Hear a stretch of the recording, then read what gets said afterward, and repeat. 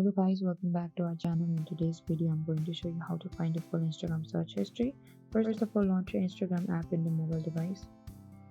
After that, on the bottom right corner, there's a profile icon. Select that.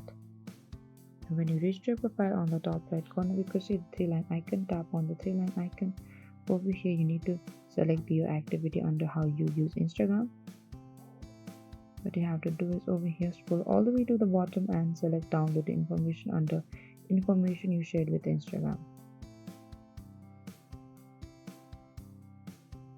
After that, simply tap on the download or transfer information over here and select where you want to get information from. Just select one of the account and tap on the next on the bottom, and you can select all available information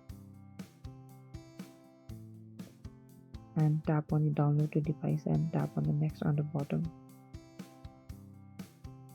and select create files. And this is it.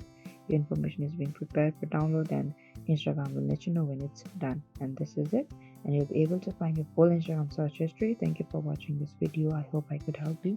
Do not forget to like, subscribe and hit the bell notifications icon for more upcoming uploads.